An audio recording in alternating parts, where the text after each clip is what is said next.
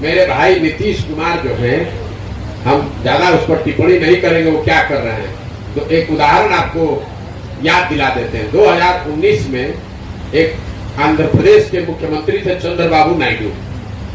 वो इसी भूमिका में थे जिस भूमिका में नीतीश कुमार आने का प्रयास कर रहे हैं। नीतीश कुमार की तो 42 को एमएलए है, लंगड़ी सरकार है।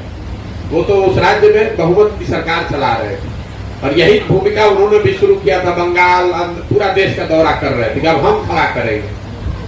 नतीजा क्या हुआ?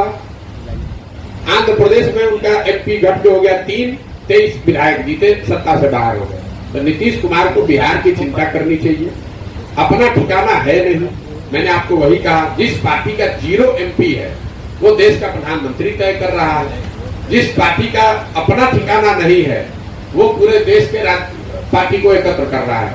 नीतीश कुमार जी कल परसों गए थे कलकत्ता में ममता बनर्जी के साथ। आप लोग बड़ा खबर रिपोर्ट कर रहे हैं, तो आप लोगों को पूछना ये चाहिए था कि क्या समझौता हो गया। क्या ममता बनर्जी कांग्रेस को सीट कंसीड करने के लिए तैयार हो गई कि ममता बनर्जी लालू नीतीश के पार्टी को बंगाल में चुनाव लड़ाएंगी, या लालू नीतीश ये कहने को तैयार है कि भाई टीएमसी बिहार में आकर एक सीट भी देंगे। वो हमसे ज्यादा जानते हैं ममता बनर्जी को नीतीश कुमार।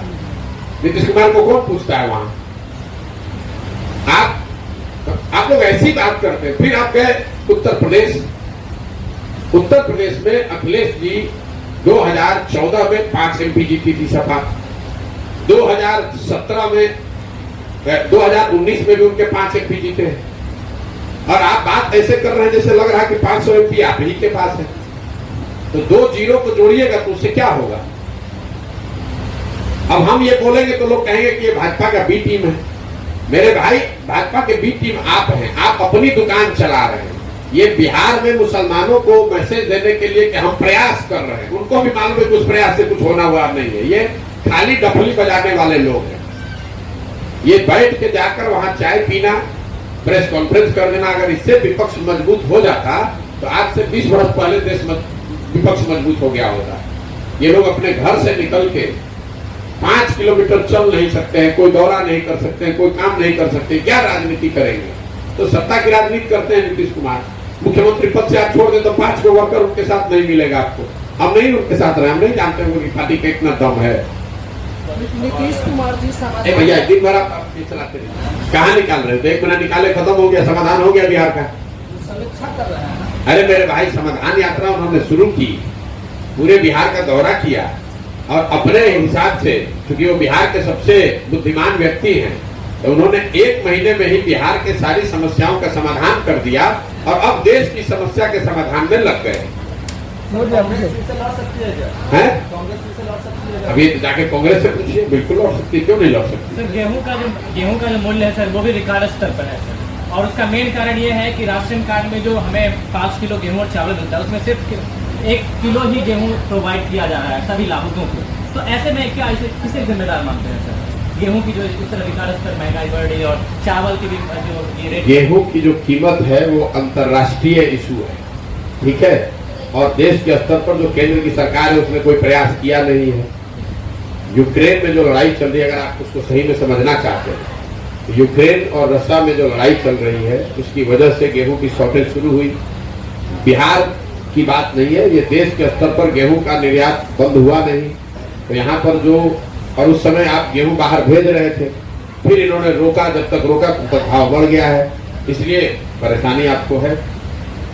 उन विषयों को बेकार मत पड़िए जिसका सीधा यहाँ से लेना देना नहीं है, वरना ये दिन भर चर्चा चलती रहेगी।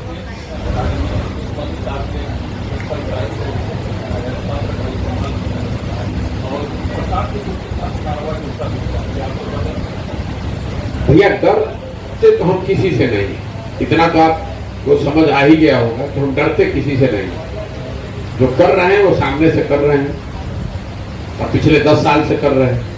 डरते हम किसी से नहीं है, अपने से कोशिश कर रहे हैं कि कोई गलत काम न करें।